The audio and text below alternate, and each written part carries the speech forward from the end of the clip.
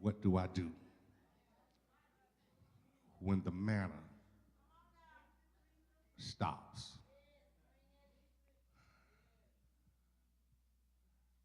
One of my favorite books that I never get tired of reading is the book of Joshua.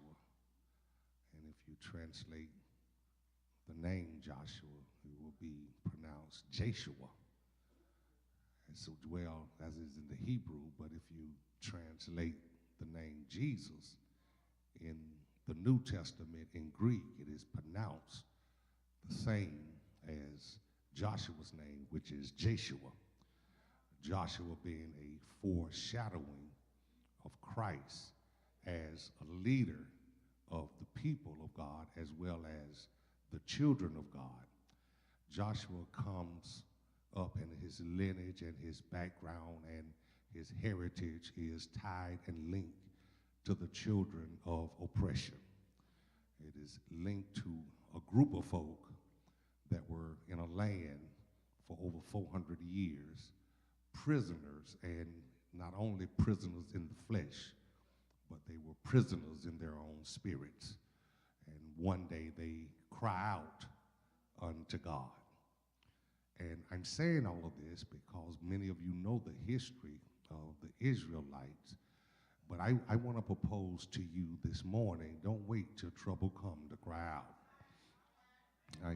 I'm beginning to understand that the more and more that we talk to God and we have relationship with God and conversation with God and commune with God, that when I cry, when I'm happy, I ought to be able to cry out when I'm sad.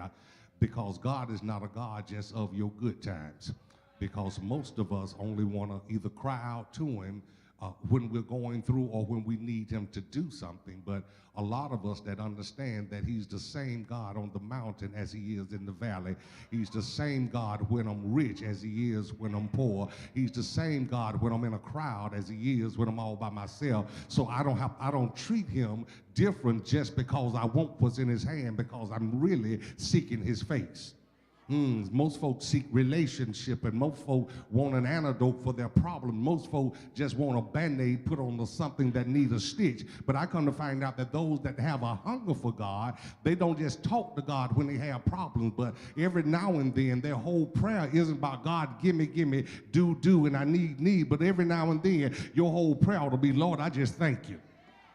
Wait a minute, it's some stuff I don't have and some stuff I desire, but God, I thank you for what I do have. I really want a bigger house. I want my bill caught up, but guess what, God? As long as you give me my daily bread, yeah, that I have all that I need, because I don't need to wait to come to church when something's going wrong because I want somebody to lay their hands on me. Because what I'm beginning to understand, that when I seek God, I can put my hands on myself. So now Joshua comes up during a time where you have people that don't have faith. And the only time that they cry out when they was in trouble, or they cried out when they wanted something. Yeah. Read the text. When you read from Genesis on, all Israelites ever did, and their biggest problem were they was complainers, they was mumblers, they was grumblers. And one thing the Bible calls them is stiff necks. Yeah. But I'm glad ain't no stiff necks in friendship. Now, we don't have stiff necks here, because stiff necks are those people that you can't satisfy no matter what. They complain about everything. They refuse to change, and they figure if it ain't that way, it ain't right. Stiff neck. But the reality of it is, Joshua walks with Moses. Joshua is being groomed by Moses. Joshua knew that out of everybody that came out of Egypt, everybody wasn't going to like him. Joshua knew that I'm not worried about the majority, because if I got God on my side, I am the majority. He not only lived that life because, as you know, he was one of the 12 that went in to spy out the land. And it's funny that you can send people into the same place, but they come back with different reports.